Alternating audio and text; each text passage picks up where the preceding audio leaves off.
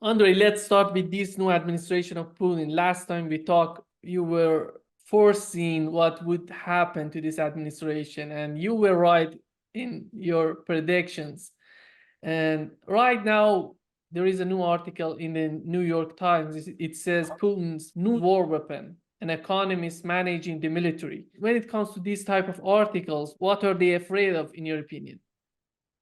Well, if we assume the fact that there are still some people who with IQ higher than room temperature in New York Times, but of course it's outlet. I don't remember outlet for who. It's either DNC or CIA. So Washington Post. So they are all fronts. For some organizations. So somebody fed them information that Belousov is bad. It's bad. He's bad for NATO and United States. He's really good for Russia. And Mr. Putin, Vladimir Vladimirovich Putin himself, went on the record 2 days ago. The reason I appointed, by the way, Shoigu was promoted, for those people who still don't get it, what a Security Council is. He explained it very well.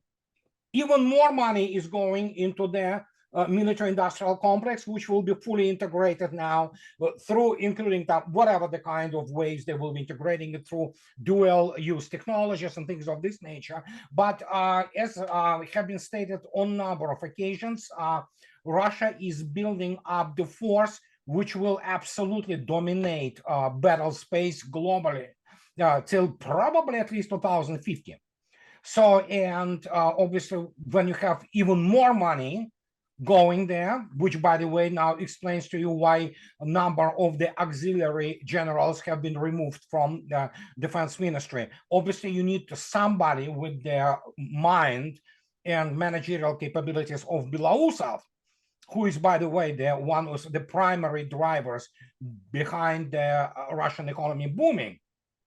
So there you go. That explains it all. So, and what can I say? They are trembling because we already saw how, table of organization and equipment of NATO fared in Ukraine. Not good, to put it mildly. Okay, so now you will have even more basically, improving whatever needs improvement and expanding the technological gap between Russia and United States primarily. Europeans do not really factor here in a big way. So there you go. That's why they're afraid.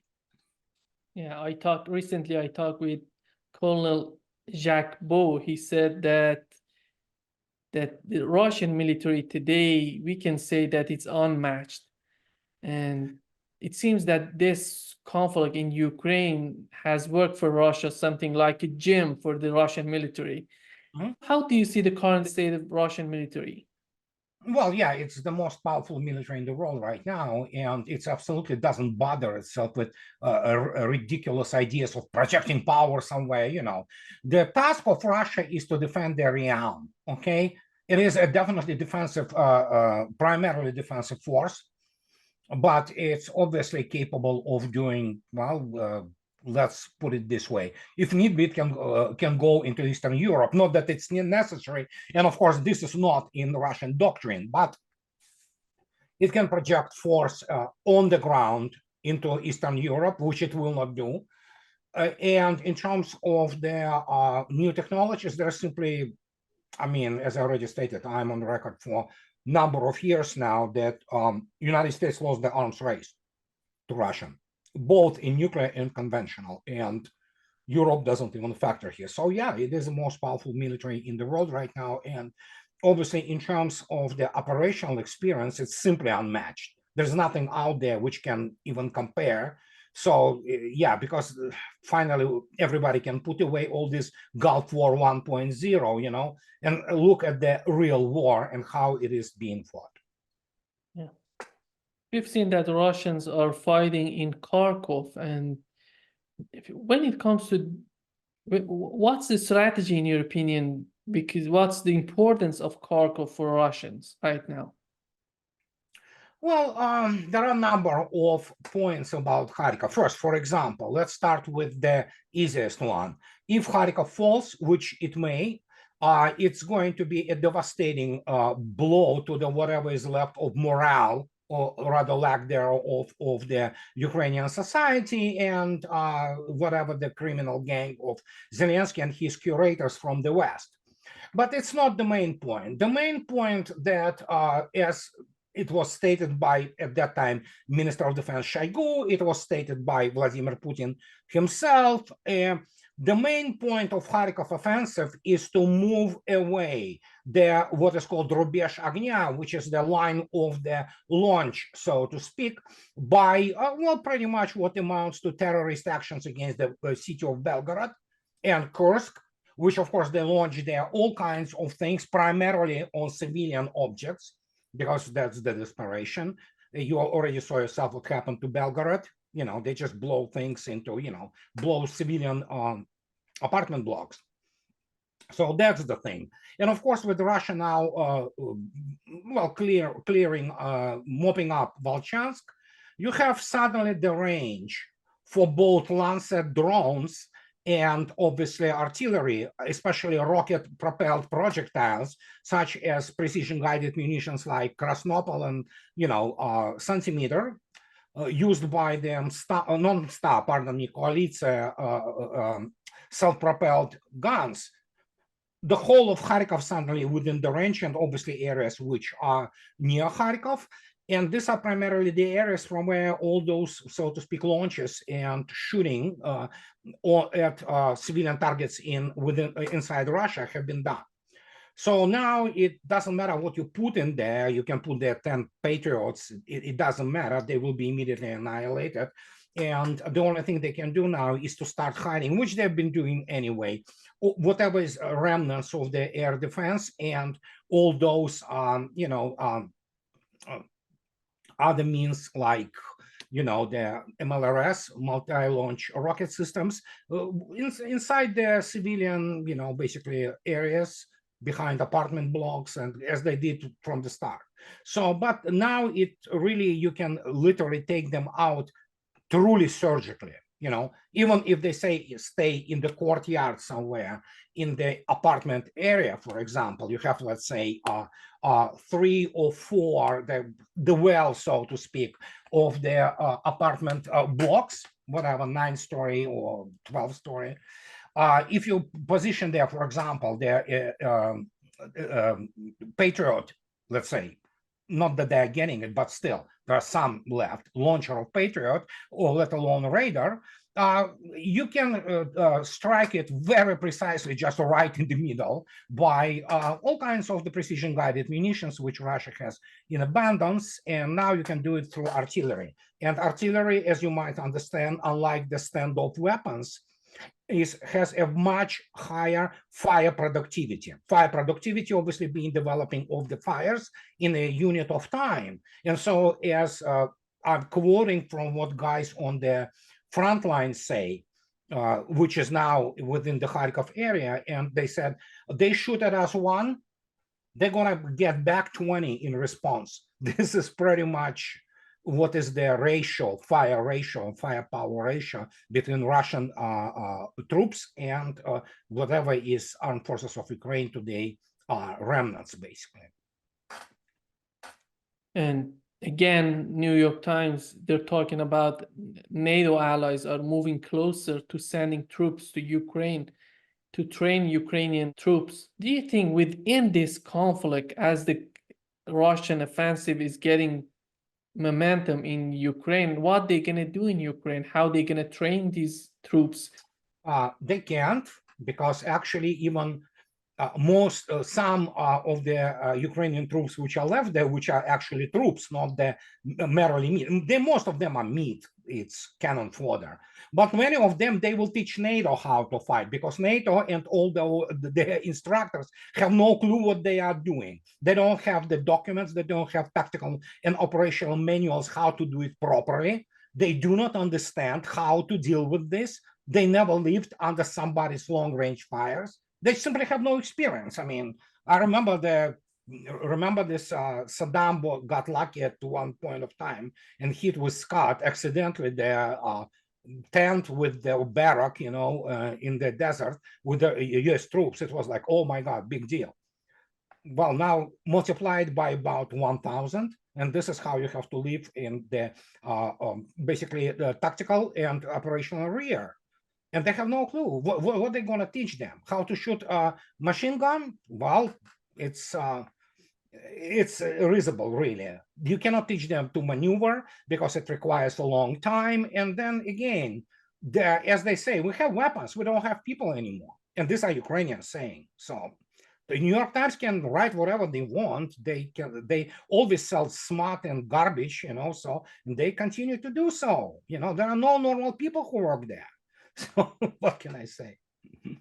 How do you find this idea? And a member of Bundestag in Germany was talking about Romania and Poland using air defense system of NATO attacking anything coming to the western part of Ukraine. Do you think that that would not bring a direct confrontation between NATO and Russia? Again, Russia is not afraid about confrontation with NATO. Absolutely not. It has been stated.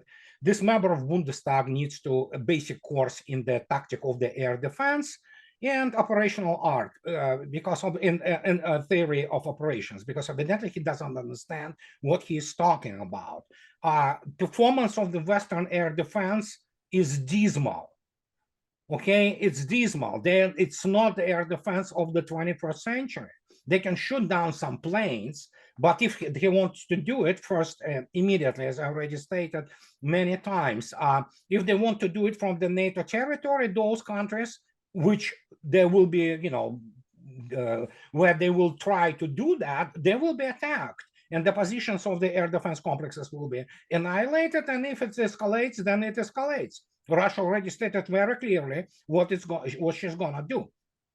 And fact is, so those exercises on the non-strategic nuclear weapons was kind of a message, So Germans generally, whatever the people sit in the Bundestag, they're not very bright people, most of them anyway, So because normal people do not elect people like Scholz or Annalena Baerbock, or so they can dream whatever they want. And because the build-up of Russian forces continues, and it will continue for some time until it reaches such proportions that it can absolutely dominate every single respect of the modern 21st century battlefield over NATO, headed by United States. So that's what it is. Andrei, it seems that German defense concern about one of the arm production, one of the factories of Germany going to Ukraine to produce arms in Ukraine. Do you think anything of this nature coming to Ukraine, is that acceptable for Russia, or they're going to hit it? Anything coming they're going to hit it. Yeah, they're going to hit it if they know where it is. Some say that there are some underground shops which really do not produce that much. They're primarily for repairs. But yeah, it's very well known where most of them are. And if they dig the new ones, you can easily see it from space. Russian, space recon is pretty good. And yeah, they will hit it. So yeah, Germans are free to do whatever they want to do. So, so it's like those troops, let them send it. Okay, what's going to happen? They're going to die, period. That's it. And the other thing, we've heard that Sweden is going to deploy American nuclear weapons on its territory.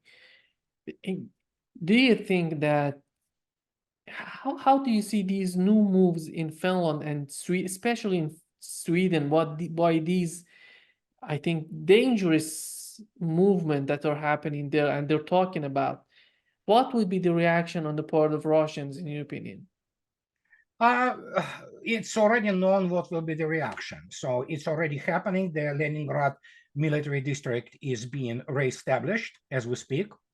So they want to put this so-called Typhoon. Typhoon is nothing more than just basically land variant of the Mk-41 vertical launch system. So they call it nice name, but it launches same old SM-6 air defense missile, and it can launch a Tomahawk. So they're probably going to put it on the Bornholm Island, which belongs, I believe, to Sweden. It's been a long time since I was navigating Baltics. And So yeah, they want to put some tomahawks close to Russian border. Russians will put some bastions with zircon close to those tomahawks, and that will be it. So, and if you have to understand, by the time zircons will annihilate those installations, tomahawks will not leave even the airspace of this Bornholm Island. So and this is not some kind of hyperbole. People, they know it. They know it. They are basically kamikaze. So, but they may try. Obviously, there are many idiots and, hawks who, learned, the war from the, Hollywood movies. But Swedes, what can I say? It's their problem. This is a really seriously affected psychologically society. They are paranoid because there is a lot of things which are going there. They are also being basically replaced by, all this, African and Middle Eastern immigrants. They have police which is unfunctional, and so it's all they're just chihuahuas pretty much. And yeah, I read the analytics. It's laughable. I mean, this is not serious. This is kindergarten. But yeah, United States will try to obviously do whatever it always does to move some base, closer to something, and think that it really makes it that much different. Yeah. Last time I talked with Larry, we talked about this new article of a British think tank about this war in Ukraine is a war of attrition, not a war of maneuver, not a war of maneuver. And Larry said that he has learned this from your book 2 years ago. He has read your book, and you wrote the book 7 years ago, as Larry mentioned it. And how, when it comes to these two type of wars, how can you explain to our audience what's the difference and why the West didn't get it so far? It cannot get it. It has no experience with that. Zero. I mean, American military thought, and I know what Larry was referring to. It was the article by Lieutenant Colonel Vershinin of the US Army, and he was written in this RUSI, Royal United Services Institute, which is really laughable. It's when you look at British, think tanks, military think tanks, there are a bunch of amateurs there, so including those amateurs with the large stars, so those generals, they have no clue what they're talking about because, as I already stated, they have no reference point. They use their toolkit, which is absolutely rotten in terms of military economic analysis, doesn't show them anything. They use the basically Wall Street analysis. That's what it is. And what he was writing, I mean, come on. I mean, if they would learn real operations of the Red Army, real, not how such falsifiers as Sir Mr. Beaver, writes all this garbage about Great Patriotic War. If they learned it properly, not from Germans who lost that war and started to find all kinds of confabulated excuses why they lost to those, backward, Russian peasants and things of this nature. They would figure it out that you want to fight a real war, especially which involves their much large scale combined arms operations within a very increased, high density of power. You cannot do this maneuver because especially in the modern warfare, when, for example, the best satellite constellation, the Recon constellation, which is American one, works, for example, for Ukrainian armed forces 24/7. So how do you do? You're not going to accumulate such a massive, groupings of troops as it was, for example, hiding them and doing the maskirovka, as it was during the Operation Citadel, which Russians repelled and defeated during the Kursk battle, and of course then Operation Bagration, where Red Army was able to accumulate immense, strength, force, and struck where nobody was expecting it. You cannot do this anymore. You will be seen, for example, in such a war, which we see as the special military operation. And it works only by the exhausting enemy. And that's what happened. And again, do not forget there is a political objective. You muster resources and your forces, so to speak, to achieve it. And first, political, strategic objective for Russia is to demilitarize Ukraine. That has been largely done. Ukraine as actually state doesn't exist as such. And we already now know that, and as horrible as it sounds, the number of the casualties on Ukrainian side is absolutely horrifying. The largest slaughter of the cannon fodder since World War II. And these are those British and American generals who have no clue what they're dealing with. They thought that they can fight this war of maneuver, which they fought against third-rate, backward, under-trained, under-equipped, semi-literate Iraqi army after it allowed them for half a year to accumulate force. So if you learn a war like this, forget it. You are not military professional, okay? So, but there you go. They cannot study properly the Red Army fights because they what?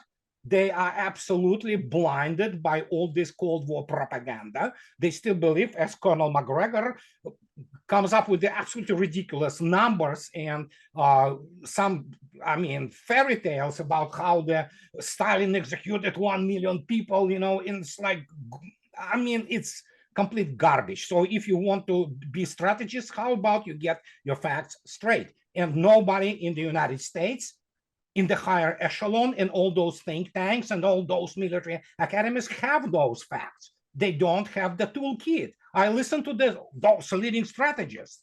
The only thing they know is how to quote Sun Tzu and Clausewitz, maybe Jomini, and try to apply to the warfare of the 21st century.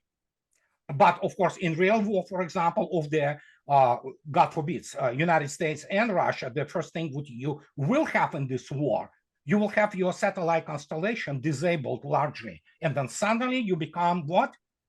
Blind, and you don't know what is going on that well. So, but United States was pushing this lock using those ISR, intelligence, surveillance, reconnaissance means, as if there is just a child's play. It is not. If Russia decides to shoot them down, she will, and nothing the United States can do about it. But we are in this situation right now when basically West has to crawl away, humiliated and defeated, as was predicted. So, and that's what it is. When it comes to this new visit of Xi to Europe, in which he visited France, Serbia, and Hungary, considering these two countries, Serbia and Hungary, are so close to Russia, and they think so differently from what the Western Europeans are thinking of this conflict in Ukraine. How did you find this trip to Europe? Well, in terms of Serbia and Hungary, triumphant. Xi achieved what he set out to achieve. These two countries are critical in terms of their BRI, Belt and Road Initiative, and obviously it's the kind of insert, or if you wish, their entrance for China big time into the European market. France, obviously, France is not a sovereign state. Macron was supervised by von der Leyen, who is the marionette puppet of the State Department, and she's stupid, both of them stupid. The guy is basically a bank teller boy, and so there's nothing to talk about. France is just absolutely in shameful shape, so to speak. Now they have this Caledonian issue. They are really hurting deeply, and humiliated, of course. But Xi was triumphant, obviously, in Serbia and Hungary, and it's China's market. China builds number of plants both in Serbia and especially in Hungary. So, it's great for them. There's no doubt about it. In your opinion, how strategic this partnership is becoming vis-a-vis this new trip of Putin? It is extraordinarily productive. And then, of course, don't forget, Putin is there not only to make, which is inevitable because Russian-Chinese trade grows, in leaps and bounds, dramatically, exponentially. And obviously, we also have the situation with the strategic setup, so to speak, because nobody knows if a humiliated United States and the combined West will not try to take some kind of revenge with Taiwan and, all those some things of this nature. They are really, just striving to get into the fight with China, because obviously for combined West, it also in some sense is to reclaim the whatever small part of the prestige which was completely destroyed, in Europe. So Putin was obviously, there too for this issue, and it's the issue of the not just economic cooperation, which is understandable, and cultural cooperation, and within the framework of BRICS, but it is also the issue of the strategic stability and what China will ask Russia militarily, and what Russia will say, yeah, we can do this, we cannot do that, And Chinese obviously know what is cooking inside Russia, especially inside the military-industrial complex, and they need all possible assistance in terms of the operations, how to plan them, how to execute them, and they will need probably some things from Russia which are kinetic, let's put it this way. And Putin is there to talk about that. And at some point of time, we will learn, I guess, something about it, and that's not going to be advertised. Everything will be done as it is being done actually today behind the closed doors, most of it. And Biden is trying to do the same as Trump did, and Biden is doing the same right now. And in your opinion, how that would affect these new tariffs on China that would bring Russia and China even closer? Well, for starters, we need to keep in mind that this is for electric vehicles. They're now what, 102% or something like that. It's a fad, okay? Electric vehicles definitely have the place in the, in our world, but obviously most what everybody were those, the fanboys and fangirls with a very weak education in physics, and any subject related to this. They don't understand what electric vehicles today are. This is not what they are, and they are absolutely, well, primarily it is for their virtue signaling and showing how advanced you are. It's primarily for people with humanities degrees, but in reality, it's, well, China was fast, in terms of start of the production of these vehicles. Of course, it was the idea that they will compete with Teslas, for example. But generally, it's much ado about nothing. Chinese strengths, economic strength, which is immense, is not in the electric vehicles. This is just, for to throw the bone to some idiots from Stanford, or Harvard who doesn't understand what is going on with it, has a degree in economics. But primarily, the China strength is, of course, there. It's her shipbuilding is monstrous. China just absolutely eclipses everybody in shipbuilding. Of course, the production of the metals, and so these are and of course, radio electronics, especially consumer electronics. That's where the China strength is. As I already stated, those vehicles, while still they produce a little bit of the profit, but in reality, they are not, up to the task yet, maybe in 10 years or something like that. So this is all kind of PR-ish, in many respects. And then again, Biden and his team, they are all lawyers. They have no clue what electric vehicle is and how it is being produced. They just listen to those idiots, who with the economics degree, who know only, how to do the Excel. And but China's, as already stated, primarily impact on American market is, of course, electronics. Consumer electronics, all those, cell phones, other things which you buy, from acoustic systems to what have you, smartphones, and it's just immense. China has an immense capability in this respect. So, and I don't think so they will try to tax that, because in this case, American economy will simply implode, So, and that's what I have to say about this. I'm not really it's not really big deal. So, and it's fat, it's ideologically driven, and, so PR. Yeah. Andrei, the other thing that I don't see much about it in the news in the mainstream media is the situation in Georgia. And there is an article in Bloomberg. It says Georgia is having its Maidan moment. You know, it's so amazing how they're relating Georgia to Ukraine. We know the same movement, color revolution, it's happening right now. And they're talking about that the US and EU have a chance to keep Georgia from getting dragged into Putin's orbit. How do you find the situation in Georgia right now? Well, you have to understand those NGOs, non-government organizations from the United States and from Europe, they are one-trick ponies. As I already stated, my book is coming out. They are run by the morons with PhDs, basically, people who have no usable skills in life. They have those fake degree meals, diplomas, and degrees. So they know only one thing: how to create color revolution, Maidan. So that means that United States can use something like what happened to Ukraine or Georgia. Georgia is a poor, pauper country. Okay, they used to be very rich and wealthy, during Soviet times. Georgians, they drove the best cars. Tbilisi was the center of the almost free enterprise. They look at Russians with the contempt, things of this nature. Now they're miserable.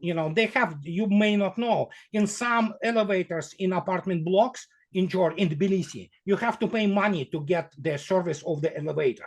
So this is pretty much explains to you. So as natural, they have a bunch of the young imbeciles who, studied under all those liberal BS programs in universities and things like that. And they still believe in this democracy. They believe in high standards. They think that if they joined West, they will live like in Hollywood movies. It's stupid, So we all go through this phase in our life, but they are really brainwashed. So what happens now, indeed, the attempts to stop the passing of these foreign agent laws, which is essentially copied from American FARA, which is good law, by the way. You know what? You work against the country, go and register yourself.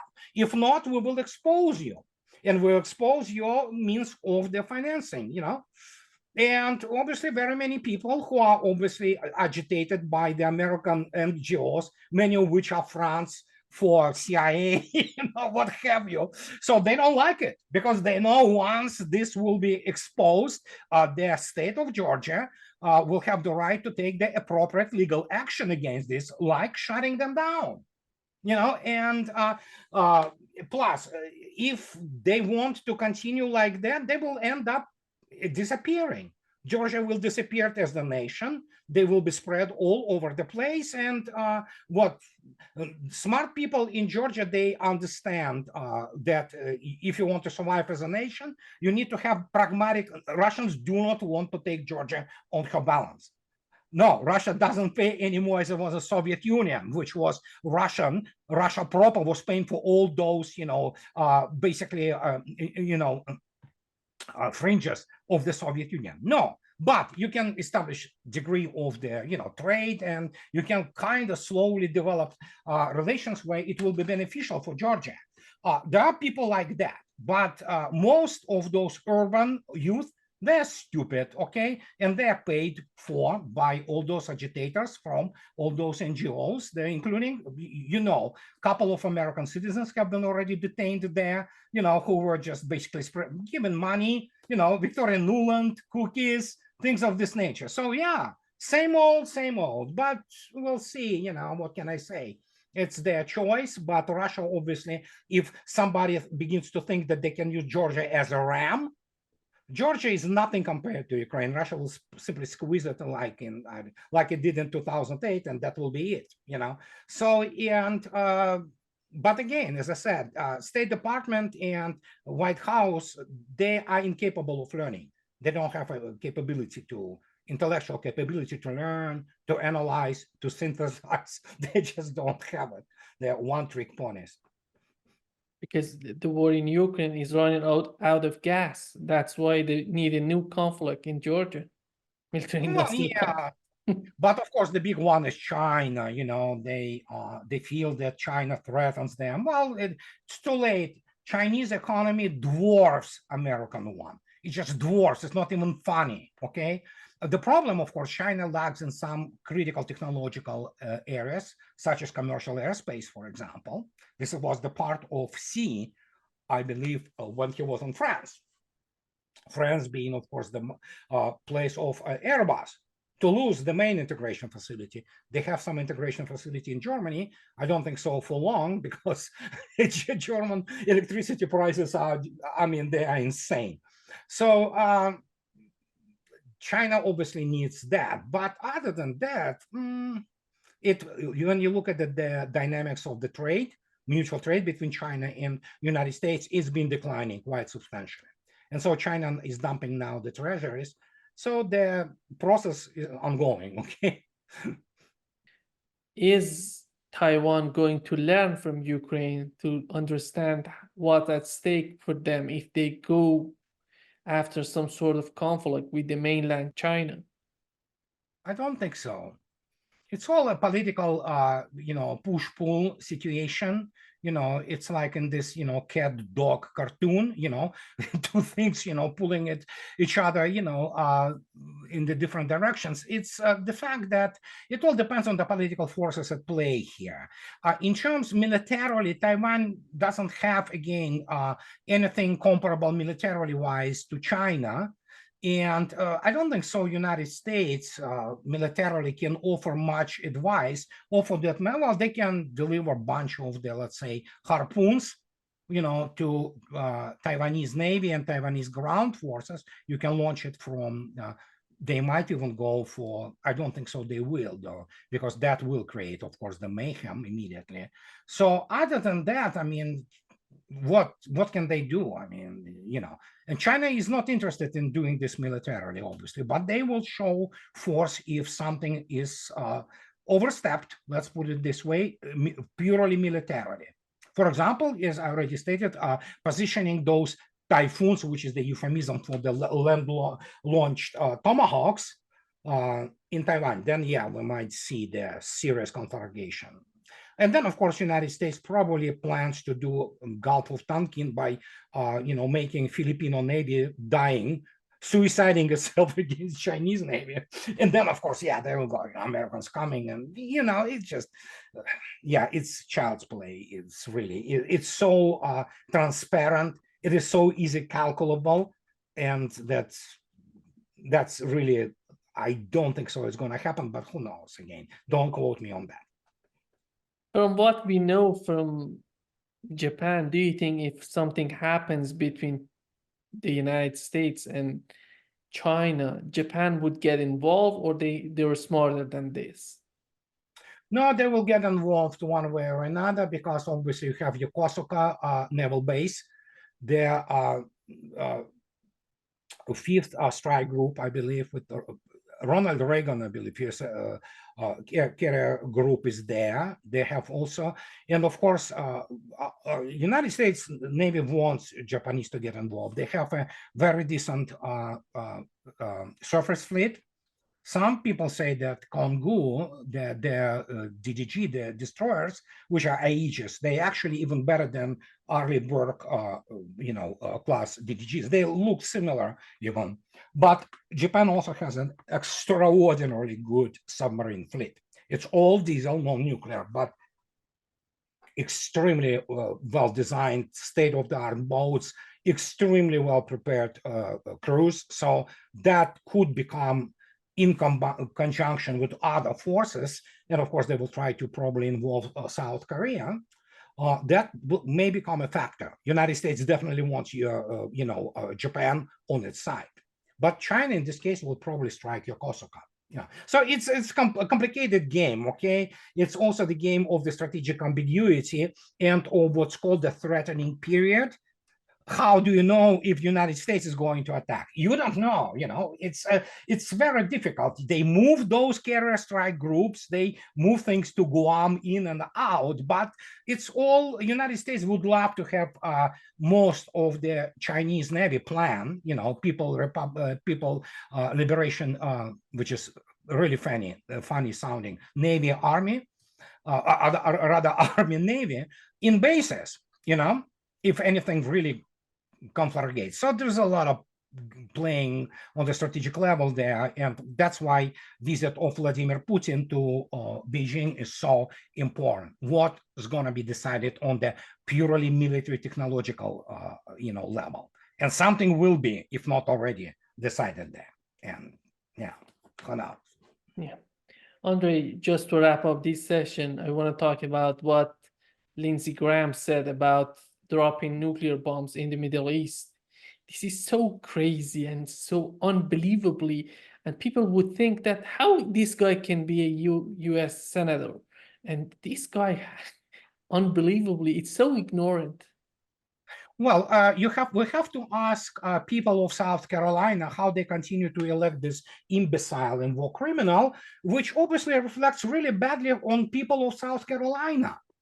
It's their senator. I'm sorry, guys. I mean, whatever it is, it's either utterly corrupt state, so which I can believe, or they are just dumb as a stump if they continue to basically elect the guy who is definitely war criminal, supporter of terrorism, Islamic terrorism, totally in the pockets of the military-industrial complex and AIPAC. And he is crazy. I mean, he's also covered. He big time covered, actually. He would never dare to talk to anybody who actually can ask him serious questions. So there you go. And what can I say? I do not live in South Carolina. We have our problems here in Washington with electoral all other kind of crazes, but this time on the other spectrum of the, political spectrum of the United States. But I mean, yes, I mean, this is the guy who represents South Carolina. Let them live in that. They elect freaking war criminal who should be behind bars and should be, I don't know, whatever the type of the punishment, sentenced to some kind of serious, term behind bars. The worst is the way they're bragging about how they bombed Japan and Hiroshima and Nagasaki, and they said, "Oh, we did that because it was in our benefit to do that." It's unbelievable how these guys are thinking these days. Well, they are very much illiterate too. The military history of the United States, especially in World War II and after World War II, is not completely, but largely confabulated.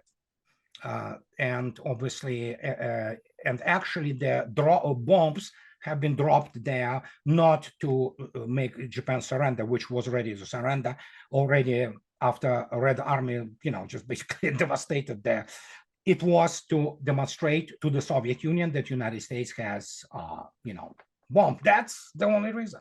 The only. So what can I say?